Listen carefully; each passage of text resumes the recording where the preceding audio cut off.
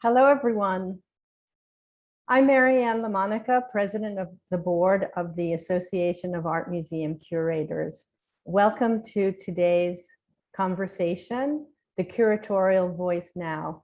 I want to begin by thanking TAFAP, in particular Paul P.J.R. Vandenbiesen and Simone Stuntz for their invitation and their help putting together this session, and to thank Judith Pinero, the Executive Director of the AAMC, who has invited us here today to represent the Curatorial Voice Now. And thank you all for joining us from around the world, it seems. This is a very exciting moment for us. I want to begin today by acknowledging that although the AAMC has their office in New York City, that today I am speaking to you from Miami, Florida, the territory now known as South Florida, which has been the traditional homeland of Native nations, including the Calusa, the Tequesta, and today the Miccosukee and the Seminole. We pay our respects to the traditional custodians of this land and their elders past and present. And I also want to acknowledge the labor and skills that enslaved Africans and others brought here against their will have contributed to our communities. It is important that we pay respect to their communities, past and present. And we acknowledge and ask each of you to consider the many legacies of violence, displacement, migration, and settlement that bring us together here today from around the world. So thank you, everyone, for joining us. For those of you who are not yet familiar with the AAMC, I wanted to give a brief introduction to the work that we do with curators from around the world. The AAMC was founded 20 years ago now in 2001, and it advances the curatorial field through a mix of programs, including professional development, mentorship programs, grants, and awards. We support annually over 8,000 curators from across the world, and we have more than 500 institutions that represent, are in 28 countries and represent over 280 cities and 50 of the United States. We're very proud of the work we have been doing over the past several years to bring forward issues around diversity, equity, inclusion, and access, both in the field and in the wider visual arts community. We have some programs that we're very proud of, including an important mentorship program that was founded in 2014 that has served a wide variety of curators from around the world. Last year, well, actually beginning in 2019, we released a code, our professional practices guide, and in 2020 included a revised code of conduct, which increases awareness and accountability around issues of diversity and inclusion. And in 2021, this past year, we introduced a new program called the Professional Alliance for Curators of Color and Curator Gatherings, which, let's discuss it, which explicitly support curators in the BIPOC community. And we do many other things as well, including conversations and conference topics around Indigenous arts, as well as curators of European art who recently held a series of conversations, for example, on images of Black enslavement. We also answer simple questions like ask a member advice or speak to a chief curator. All of these are ways that we connect with our curators and hope to reinforce their professional development and give them access to mentors in the field, widely across the field. We also have made a great effort with our own board of trustees of the AAMC and AAMC Foundation. Beginning in 2014, for example, we had no BIPOC representation on the board, and we are proud that in 2021 we have now 46% of BIPOC representation, as well as 8% of LGBTQ. So we feel like we are making an important effort, and we rely on the support not only of curators, but of perhaps folks like yourself who are out there in the audience who contribute both as individual supporters or through organizations and foundations. So welcome everyone. I hope that you will enjoy this conversation.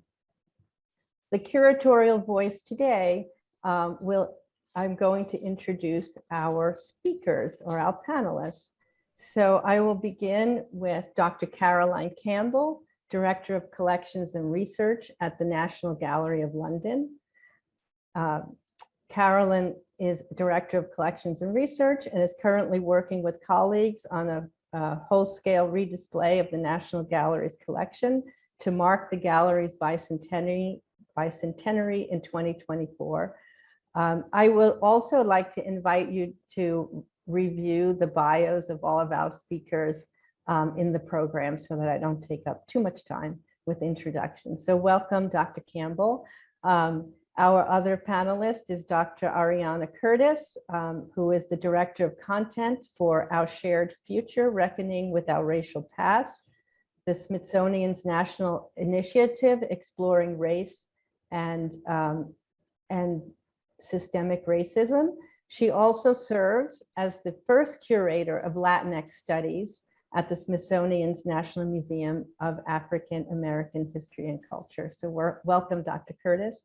And our other panelist is Dr. Madhuvanti Ghosh, Alsdorf Associate Curator of Indian, Southeast Asian, and Himalayan Art, Arts of Asia at the Art Institute of Chicago. Dr. Ghosh has led the Vivekananda Memorial Program for Museum Excellence between 2012 and 16. She has done a lot of work focusing on the US and Indian relations. And in 2021, she organized virtual workshops on museum curation for the American Institute of Indian Studies. So welcome, Dr. Ghosh. So I wanted to begin our conversation just instead of me introducing you so well with your accomplishments, which are many, I wanted to ask you to further my introduction and for each of you to tell us something about the work that you're focusing on now, which is addressing questions about diversifying collections or telling new stories about the histories of your collections within this new interest in diversifying the voices and the people that we represent within our museum's collections. So can I begin by asking that question to Dr. Campbell? Welcome. Thank you very much, Marianne. And it's wonderful to be here today with such a distinguished group of fellow panelists. I'm really looking forward to the conversation we're going to have and with the panel members too. So I work in Trafalgar Square in what you might call the absolute heart of empire. I should say that I'm someone who comes from the first colony, actually. I'm from the north of Ireland. And so thinking about the questions of how we really make our collections alive for people today and to tell stories that they might not always traditionally have heard is something that's actually always been important to me, because when I started working in museums, there didn't really seem to be very much that was actually talking to someone like me. That might seem a very strange thing to say as a white woman, but indeed I think that was the case. And something that I've been very, very interested in and passionately keen to promote in my leadership roles now at the National Gallery is the representation of women.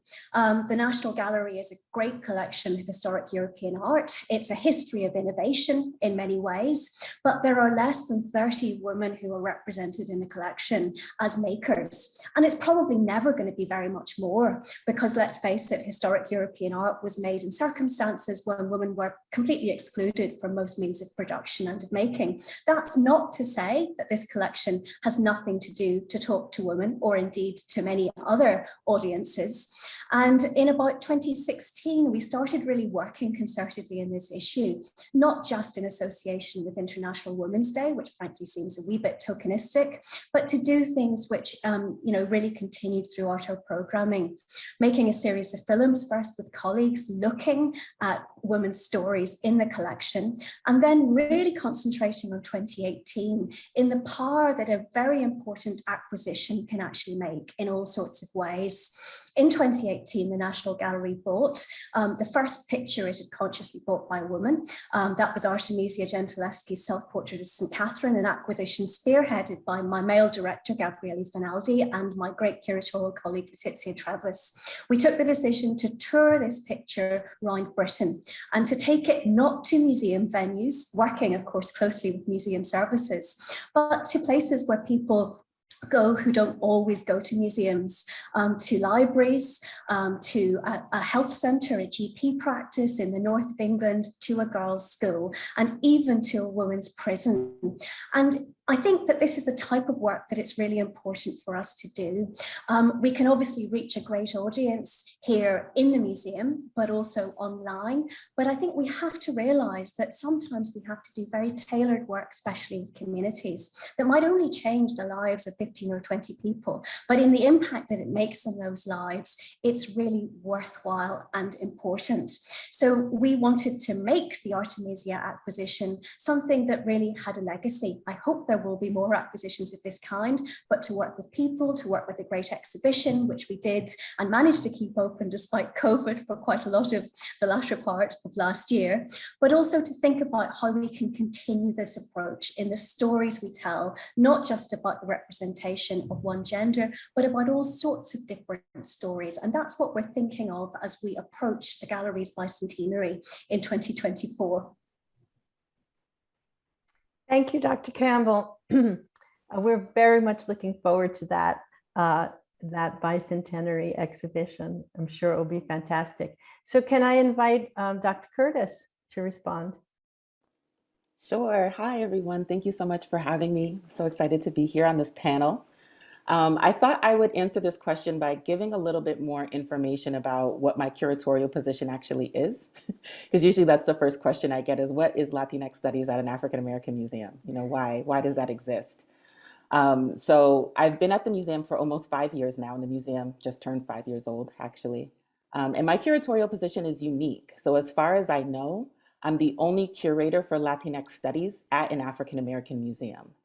And I just can't express how important I think it is for me to constantly repeat that, because it's not an outreach position to diversify museum audiences in the way that a lot of quote unquote diversity positions are, right? It's actually a curatorial position to diversify our intellectual and material foundation. And so that feeds everything else in the museum, and it feeds other perspectives throughout the Smithsonian Institution. So I think the position itself is diversifying collections and providing new frameworks to tell new stories and to reinterpret existing collections. So as I like to say, Latinx history is American history. At the National Museum of African American History and Culture, we tell American history through an African American lens. And so I more or less define my position as telling Latinidad or Latino-ness through an African American lens. And so my work is centered in the United States, but it goes globally. My work centers Blackness, but is not limited to it. And my position is multidisciplinary. So we collect and display art, history, science, culture. So we're intentional about making my title Latinx Studies to encompass all of that. But however, in the United States, Latinx and Latin American museums really have led with art, right? If you look at where we are represented in the museum world, they really are art museums. And so I have training there, and I work very closely with my colleagues in visual arts and other art museums, which has been critical to ensuring that the collecting that I'm doing is forging new paths, right? It's looking at collections through new lenses, but it's also engaging with existing work, right? I don't want us to be seen as something completely separate. I want us to understand that we're pushing the field in different ways, but it is still our field. We still very much belong here. And so the past 2 years specifically, I've really focused on visual art acquisitions, photography, painting, sculpture, ceramics, particularly from Black Latinx artists, so that we're not just seeing Afro-Latinidad as subject, we're acknowledging Afro-Latinos as creators. And in the past year, I really started building a Black Lives Matter collecting plan for Latinx studies, right? So particularly after the murder of George Floyd, we saw, the world respond to issues about identity and inclusion and collective representation and race. And I think our museum has been collecting Black Lives Matter, but this was a real moment to think about what that perspective looked like globally and what that looked like for my own curatorial area, which is a bit different than just a purely African American lens. And then for the past year and a half, I've had the wonderful opportunity to work on a Smithsonian-wide project about race and racism called Our Shared Future, Reckoning with Our Racial Past. And this really has been Smithsonian's institutional response to this moment, these intertwined pandemics of COVID and racism. So this initiative was announced in June 2020. And I think particularly as a curator, it's been a real privilege to work on an institution-wide initiative where I'm really able to place my curatorial work within, exactly what Dr. Campbell is talking about. What is the impact of the work that we do, right? Not just on museums, but far, far outside of museum work. And so I think it's been really special to be able to work on an institutional project that says this is not just the responsibility of art museums or history museums, it's also science museums. And this is not just curatorial work, this is education, this is advancement, this is public programming. And so really being able to explore these issues of race and racism through my curatorial lens, right? Never abandoning my training, but really thinking about how it is that we can have this public accountability to open spaces everywhere in our institution for the inclusion of historically excluded histories, communities, narratives, and people. So that's really where I sit right now. Thank you, Dr. Curtis. And Dr. Ghosh, I know you well from serving with you on the AAMC Board of Trustees, and I know you have dedicated so much time in your practice towards broadening the field. And so I welcome your comments as well. Thank you so much, Marianne. It really is a pleasure to speak on this panel with my colleagues. I find myself echoing a lot of what Dr. Curtis was saying, since my position as the Ozdorf Curator of Indian, Southeast Asian and Himalayan art is also an inaugural position. And so it was very clear from day one that my job was to actually integrate these collections that already existed with the way we present and educate our public. So, and initially I also represented the Islamic world. So periodically Islamic has been added to my areas that I look after, and it's been added to my title and removed, I think, several times now. So it gives you a sense of the breadth of regions that, and the historical and geographical breadth of the regions and periods that I'm supposed to look after. It is really challenging because it's such a huge part of the world. And to a great extent, a lot of my work is also constrained by the fact that, the endowed gallery spaces are limited. So within that, within those constraints of the collections themselves and the limits of the spaces that I have to curate such a vast area of the world, you can't obviously show everything. But what I think I was trying to do with my initial permanent collection displays was to give people a sense of the vastness of these areas, and also to introduce these collections to our diverse audiences. But it's also led to dialogues, obviously, within the museum, because my work led to my opening the doors beyond, say, the more classical parts of the collection that I curate, to working with colleagues in different departments on our acquisitions. So I have assisted with acquisitions across the board related to these areas, and eventually also started to curate exhibitions by contemporary artists.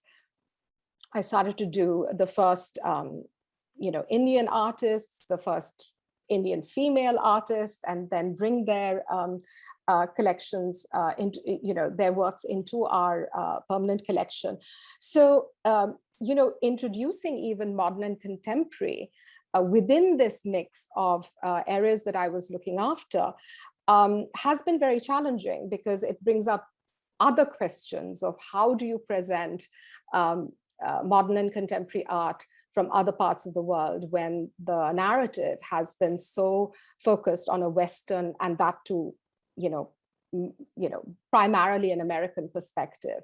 So, building those narratives, layering those conversations as much for the public as it was for my curatorial colleagues and the people working in the Art Institute has been both exciting but also challenging. Every permanent collection display that I'm able to, utilize, every time I've been able to reinstall my galleries, of course, we try to share different stories, because that's the only way really to expand what we're showing. Because otherwise, the narrative becomes the other and terribly simplistic. So sometimes I have incorporated modern works within, the galleries that show more tradition-based sculpture. Sometimes it's doing mini exhibitions within the galleries.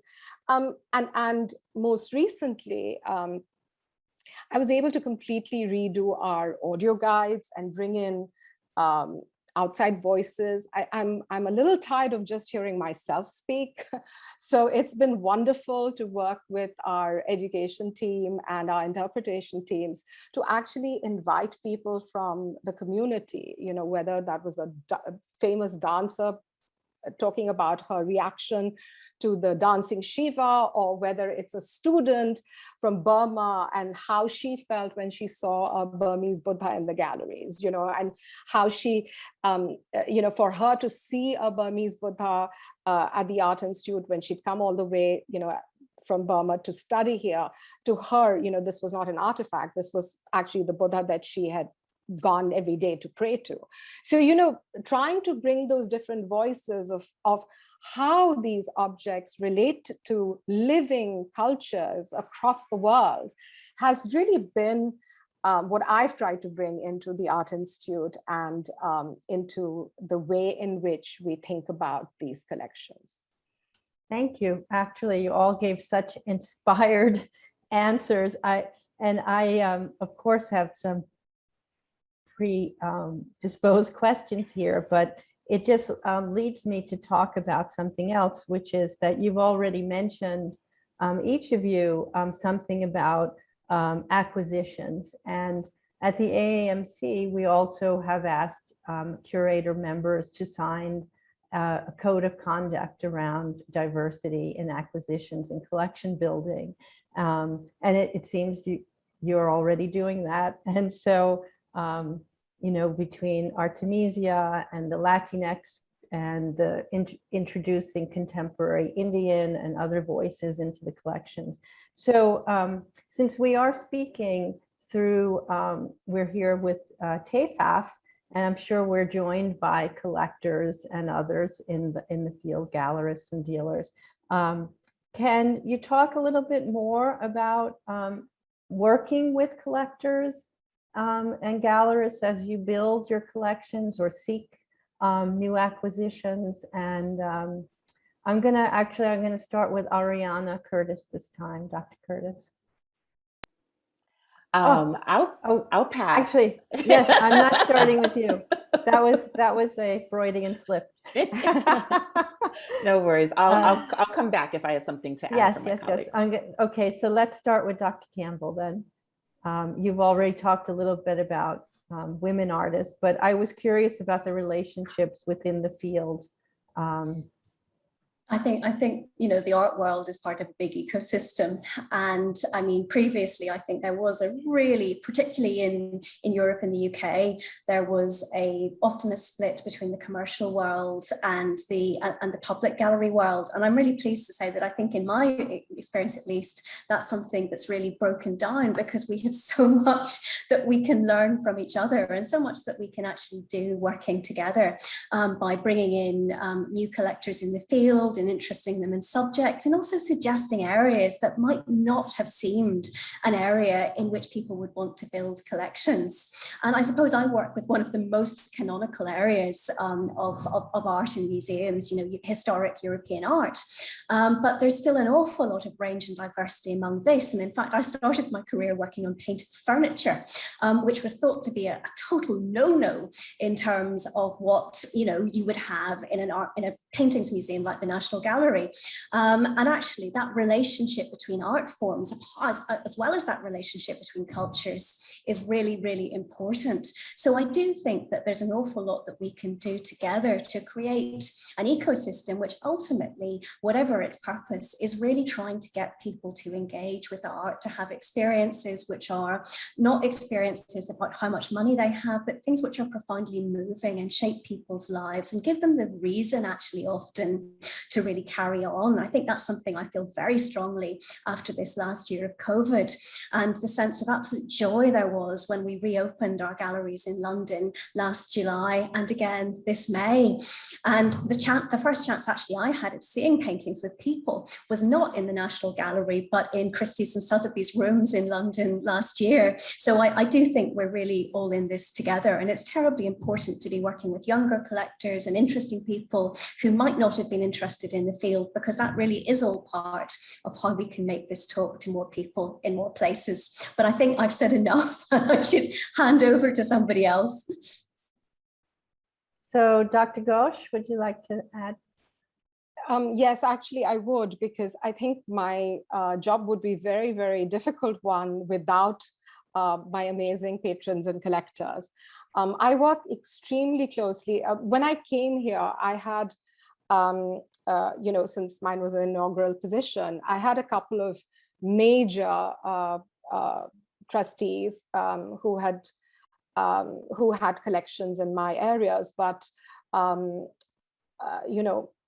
I had to find the rest of the patrons. So it has been a process of trying to grow collectors. And,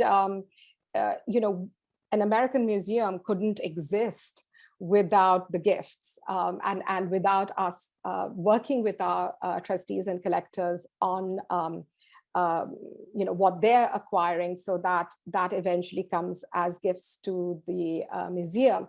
So a very large part of my work is actually to work with collectors, and we've been fortunate in that several of the very large gifts that I have been able to bring into the Art Institute have been in areas that were not part of the canonical classical parts of the collection. So for example, I brought in a gift of over 400 objects that came from different parts of Asia, but were primarily tribal and nomadic objects, an area that we were, sadly deficient in. Another very large collection that had been put together by a very famous professor and artist from Chicago, Barbara Rossi, was again in the area of indigenous Indian art. And that, in fact, helped us bring the first works by indigenous artists into the Art Institute's collection. And even the work that I'm doing to develop the modern and contemporary, amongst collectors in Chicagoland, has led to many gifts to different departments of the Art Institute. So I think also that coming back to dealers can be so influential in the area that they choose to exhibit in and take an interest in. And I always make the example, I like to share the story of how Japanese baskets, for example, became such a collectible field. It's one of the most popular areas of Asian collecting.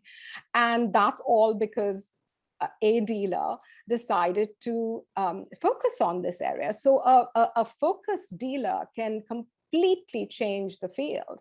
And so I'm always talking to dealers about trying to introduce indigenous and craft-based work and more tradition-based contemporary into the areas of of their interests, so that these areas too start being collected widely. We really have a great need to expand the remit of what we collect, and not just from the museum's point of view, but also, what collectors collect, what dealers focus on. So I do feel that I tend to be quite, I would say, slightly aggressive in the work that I do with dealers in trying to get them to, widen the net, and not just be focused on the things that are the most saleable. Thank you for your response. I was thinking that, as our profession, curatorial profession, professionalized over decades and decades, we tended to tamp down or marginalize voices from outside the field, I guess as just the natural way that you build your professional bona fides. And now we see that we need to be opening up and accepting, whether it's multidisciplinary practice, as Dr. Curtis was talking about. I work now in a university setting, so I'm, very much attuned to seeking the voices, and learning from and studying with a multitude of people. So it's really exciting. Dr. Curtis, would you like to add anything, or we will move on? Okay, Nothing to add. good. So as many of your answers indicate, I mean, we really do have a focus now, and it's not just, brand new since, since last year with the horrible murder of George Floyd and other things that ensued. But just to say, this has been a forward movement in our field for years now, and I think we all and of us gathered here are very much dedicated to broadening the voices. And so I have a question, and I also have a question on the Q&A, and maybe I kind of will mix them together. But the question from the Q&A is, how are we identifying new publics and their expectations? Is that coming from the institution, or is that coming from outside? And so my question has to do with, how do we hold the institutions from whom we work and ourselves accountable? So those are kind of related questions. Where is this kind of coming from, and who's following whom? I think, again, speaking as the board president of the AAMC, that we see our role as both reflecting what's going on in the field, but also shaping what's going on in the field, right? So we hear things that are happening, and we try to find ways to bring those new things forward. So anyone want to jump in on that question about publics and accountability? Well, I'll kickstart it, and then Sure. maybe others will jump in. I think that COVID and this last year and a half has changed our response to who is the audience. Because earlier, museums could talk about their visitors. But in fact, over this last year and a half, we are, whether we like it or not, we're really addressing the global audience. We're addressing anyone who chooses to engage with our collections. And that is not just a diverse group of people, but that's a global audience.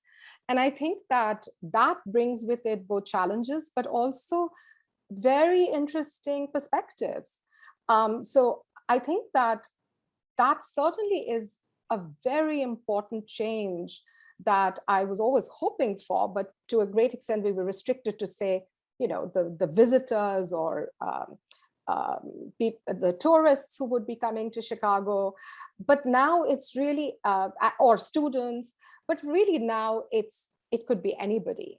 And, it could be somebody sitting in a different part of Asia, reacting to an object from their culture, being at, a Western museum, or it could be the person who's, been coming to the museum for many decades, wanting to introduce the collections to their family members. So I think that the world has shifted in a very fast way over the last few months. And I think we're all grappling at how we're actually accommodating these different publics. But to me, this is very exciting because, you know, you're no longer just responsible for, you know, the odd visitor comment. You're really now, you have that weight of responsibility, and whether it's the institution, whether it's all of the staff, whether it's the curators, we're all responsible, you know. And I think that that responsibility is both a blessing, and it's also has many challenges that I think we're still all grappling with. The reach of our collections is wonderful, but at the same time, that also exposes us to making sure that we are, you know, doing the research, publishing the research, talking about the provenance, talking about different contexts, talking about the different histories, and we're constrained by all the other economic constraints of COVID as well. So I think it's an interesting and challenging time, and things are moving very fast. But I think AAMC also, you know, has had to deal with, you know, the way in, you know, the fastness in the way in which our field is changing. So I think it's something that we're all grappling with, but you wait for years for change to happen, but then when you're having change, you're trying to kind of figure out how to keep your feet on the ground. Thank you. Thank you. Anyone else want to answer? Dr. Campbell? If I could just come in just to complement what I was hearing from my colleagues. Well, I think one of the challenges of the last year has been that it's really intensified trends that were there already. And for me, working for a museum in central London that basically has mainly been a tourist destination, 65% of our visitors before COVID were tourists. Now we've suddenly changed to an environment where most of our potential visitors are coming hopefully within half an hour of walking, actually, because people still aren't very comfortable with public transport in London. But I think that really gives us an opportunity that we all actually have to really grasp and make the most of. I mean, I think we must all feel that we're accountable for change. Sometimes we can't change everything, but there are things we can do in small ways that end up snowballing and making a difference.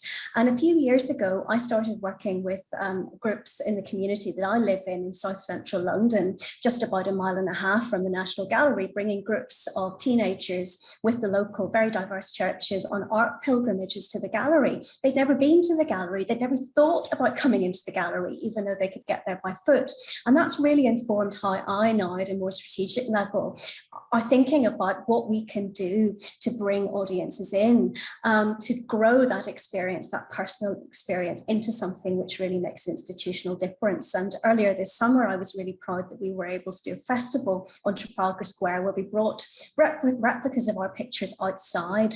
We got a completely different audience from just that simple exercise. And that's the sort of work I think we have to do, not just the global work, but also even the hyper-local work of building the audiences that we might have taken for granted and forgotten about, but they're so key to what we are and what we do. Yeah, absolutely. I just wanted to jump in there and say, when I was, just charting some notes, hyper-local is the word that I used, so just thinking about how COVID has impacted museums and museum visitorship. I mean, again, as the Smithsonian, we often are a visitor destination, a lot of out of town. We kind of take our audience for granted. If you curate something at the Smithsonian, people will come, right? And so I think that this has now really challenged us to say, but who is coming?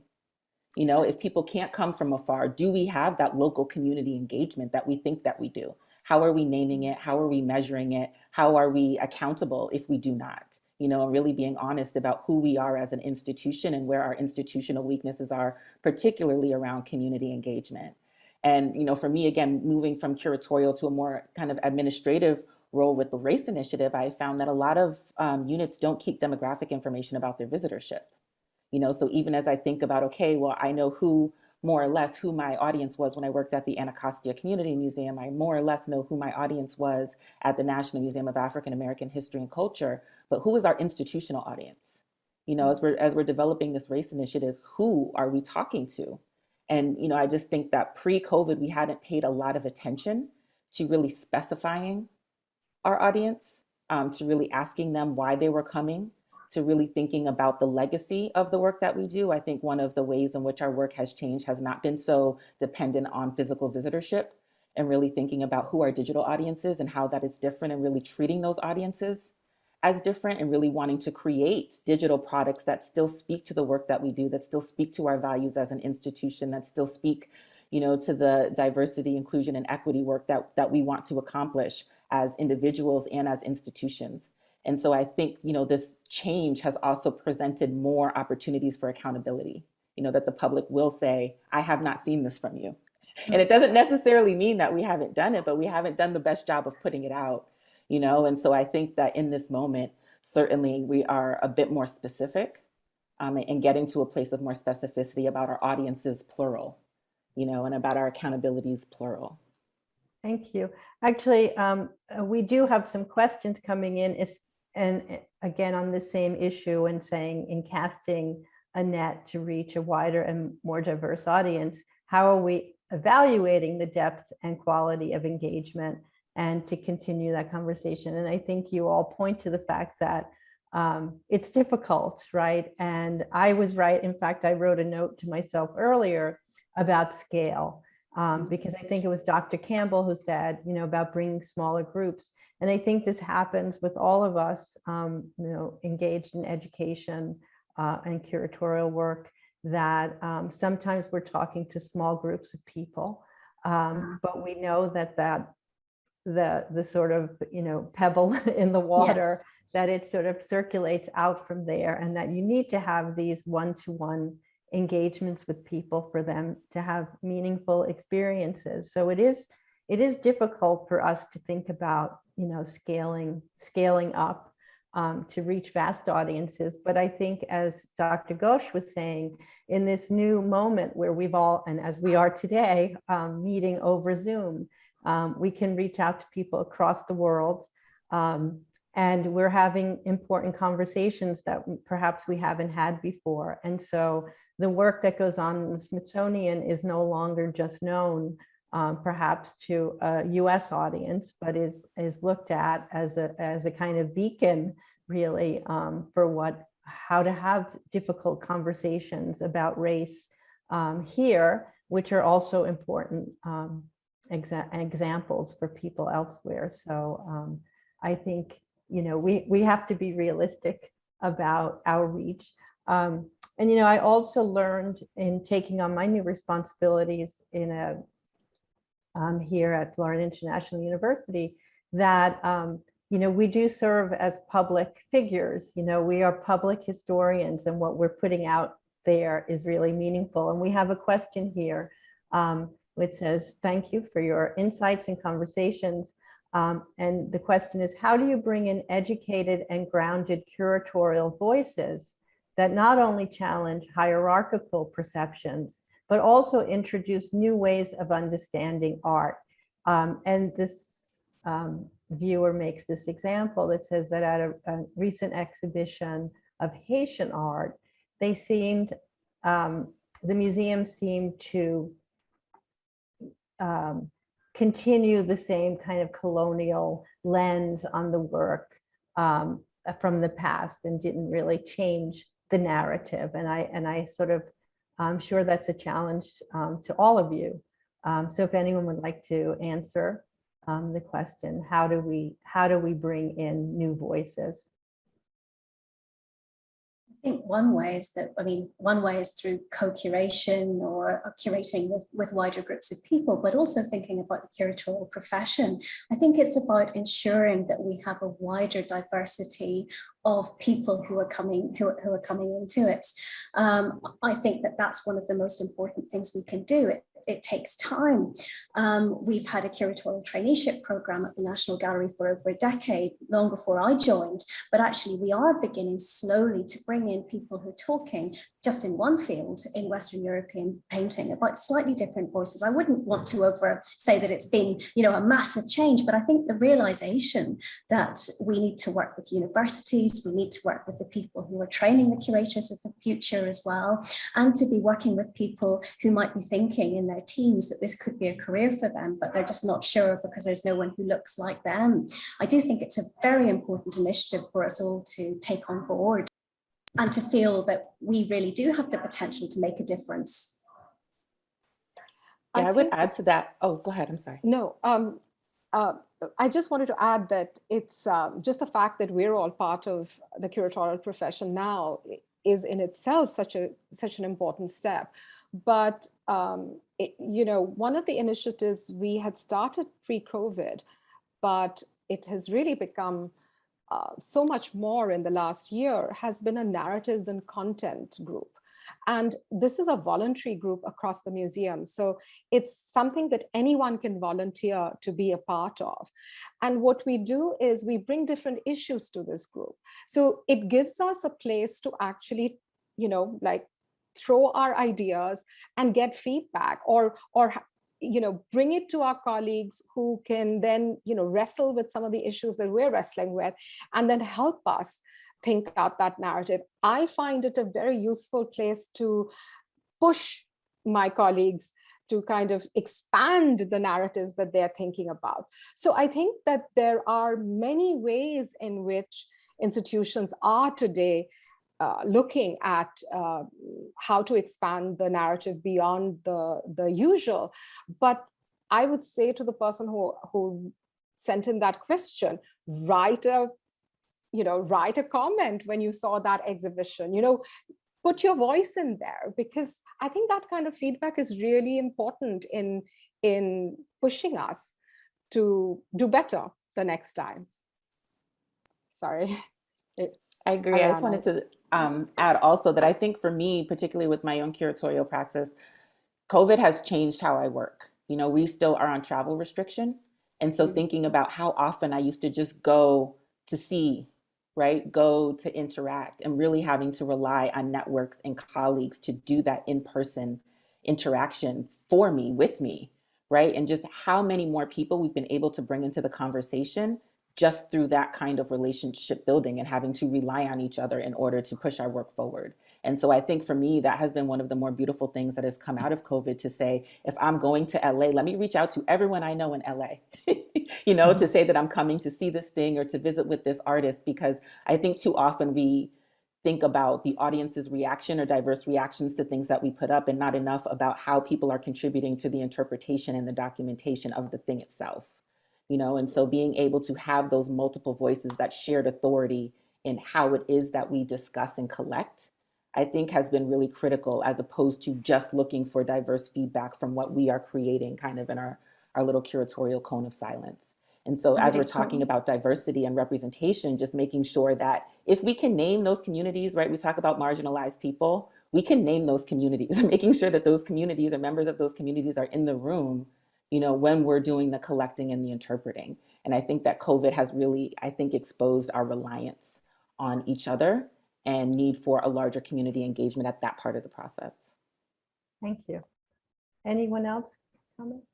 I think that's been one of the beautiful parts of the last year, actually, is the ability to have conversations like this and with colleagues outside our disciplines. So I think we've all learned tremendously from it. And I very much hope that that's something that we need to continue, because I think it's improving all our work and what we do in serving communities and audiences and our museums.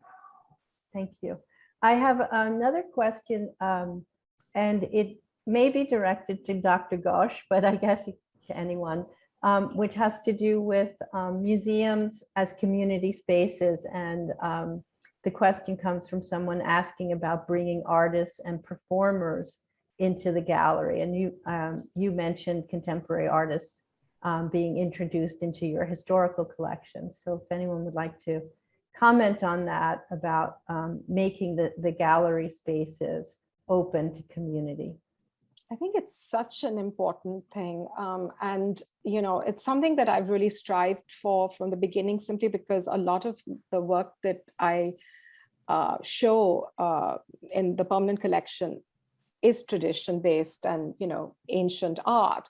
And I think to not connect it to the living cultures is makes people feel like, oh, that was in the past, you know, that was like, it's not the present. And the present, even people from those societies, you know, the parts of the world that I represent, they themselves have great difficulty in relating to their ancient heritage. You know, for example, like that Burmese student who would think about a Buddha as somebody she went and prayed to. And then, you know, that context between us presenting that same Buddha as a work of art. So I think the way to bridge this is to work with communities, to work with performers, to work with different governments in order for us to show that, at least in the areas that I look after, Asian art is a living culture. There's a continuum, and the present is as important. And that was why it was really important for me to also curate contemporary, because, you know, it's when you see the work of contemporary artists that you understand that you can't put like a dot and say, okay, this is this period and that is that period and never the twain shall meet. Life was not like that. These cultures always intermingled. There was always a dialogue between the West and other cultures. And similarly, the cultures all, you know, spoke amongst themselves. And so this has always been diverse, but the way in which art history is as a discipline has developed, it's, you know, putting it back into boxes. And I think our job is to bring it out of those boxes and to relate it back to those communities and present them as living cultures and that are relevant to our present in Chicago today. You know, it's not something that's out there over there. It is as part of our experiences here today, because today's Chicago is a multicultural place. So I think that it's something that to me is very important, and I want to see that happen more and more. If I can come in, I think the role of contemporary art is so vital, actually, because I completely agree that you cannot just compartmentalize, say historic art. You look at it in the period of the Baroque or the Renaissance or whatever. These things are living, breathing, if I may say, objects that every day when people look at them digitally or physically are having an experience that is of the moment. So I think, you know, art of any period is a connector. It provokes conversations and dialogue. And what better in putting in contemporary makers and practitioners in that too. And one thing that my colleague Priyesh Mistry and Fran Whitlam Cooper are doing this autumn with an exhibition we're doing on Poussin, who you might think is the most classic, for some people, the dullest, I think he's amazing, but he has that reputation of artists. We're bringing in three contemporary artists who work with dance to reinterpret Poussin's art, which was very much based on dance in this context. And I'm really excited in seeing how that happens. It's a space that sometimes you don't know what's going to happen. It's risky, but it's really exciting. And that's also about what our work in museums should be, I think, about taking risks and trying things. Contemporary art does that so well. Yeah, I'll out myself as the anthropologist here. But I'm not a trained art historian. I'm an anthropologist by training. And so this is, you know, my bread and butter. I love it. And I love that I work in a museum that has visual arts gallery, but also has art throughout all of the history exhibits. And so when we bring, you know, public programs into this space, that can happen in any gallery. And you're still engaging with art, even if you're not in the quote unquote art gallery. And I think that that's so important for our visitors to understand, you know, to have this broader definition of art and its application, to have this broader definition of history and its legacy. And so I love these spaces. I love the question. And I think absolutely we all need to do more of it to make sure that we're not presenting, you know, these billiard ball theories of culture or of history. Yeah, thank you. Thank you. So as we wind down, I'll keep an eye on any final Q&A from the audience, but I do want to ask my question. In terms of your own, your role as a curator in public institutions or your own, you know, personal responsibilities, thinking about this is your profession. Can you comment on your future, what you're thinking about, if you have an exciting project you're working on that you'd like to share with our audience. And I'll start with Dr. Curtis. Well, thank you for the question. I think my exciting project is the Race Initiative. So really just as an, leading the content for the institution to tackle, our past, to think about what that means for our future, for all disciplines, really working deeply with community partners in that work. But I will say from a personal standpoint, I mean, as far as I know right now, I'm the only Afro-Latina curator at the Smithsonian Institution. And it's a hard thing for me to think about leaving that position, to do other work. And I think that part of what we're all doing, right, is that legacy work, that building, to making sure that I have secured funding for Latinx catalogers at our museum. So it's not just about the collection and the acquisition, but the documentation and the research and how it's presented to the public. A curatorial assistant coming in again, right? So we're creating this pipeline for future museum workers, for future curators to take the work that we're doing in our inaugural positions and making it broader. And also, just making sure that I'm engaging beyond my immediate workspaces.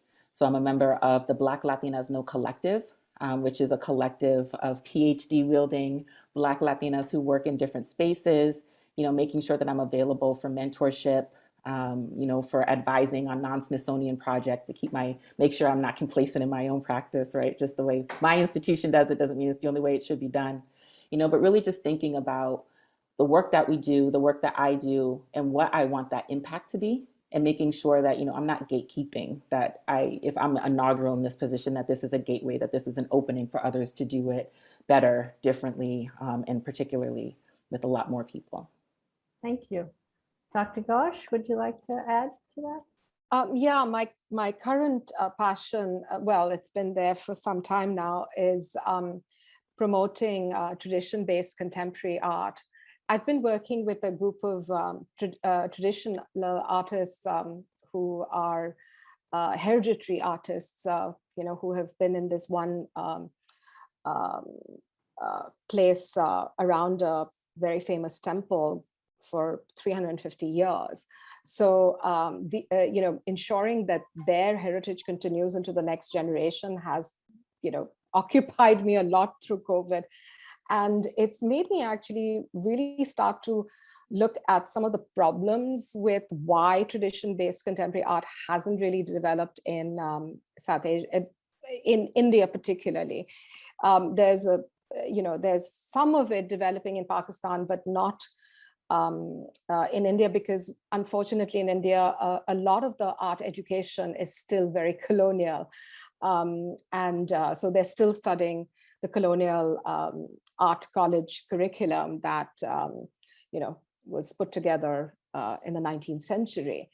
And so trying to actually look at curriculum, trying to introduce the subject into local colleges, trying to ensure that these artists survive, that the younger generations of these artists also come into the profession, or if they, helping them with moving forward has, been a big part of what I've been doing through COVID.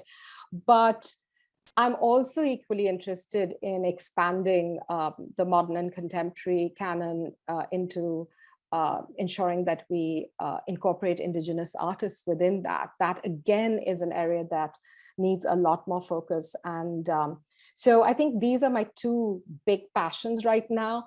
And mentoring, as Ariana was saying, is a way that I keep my feet on the ground, because I think it challenges me, it excites me, the kind of questions, bringing up the next generations is something that I love. And so I think that, these are my twin kind of hobby horses right now. Great. And I think we have time.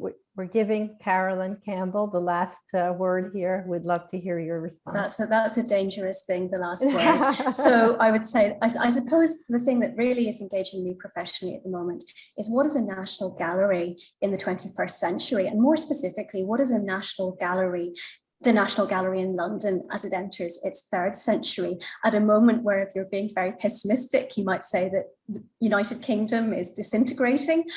What does that mean? What does that mean for our displays? We want to represent the collection for the bicentenary in 2024, but we also want to be making the material that we hold on it, the really rich research resources available to as many people who want to see it. And so I'm leading a big digital project, but also hopefully a physical build project.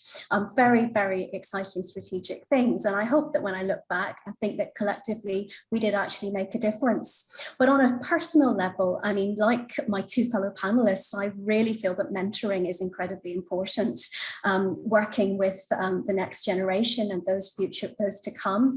But also I find it really wonderful over the last year, re-engaging with my locality, the locality I grew up, and two very brilliant young curators in Northern Ireland, Anna Leasing at the Ulster Museum and Claire Gormley, who runs a photographic festival, have established a network of Northern Irish art, which is looking at art across Northern Ireland, Ireland, and the broader big island that I now live on, together with artists and historical practitioners. And the conversations we've had on that have been so rich and have really made me very excited about the future for me personally and professionally. Thank you so much.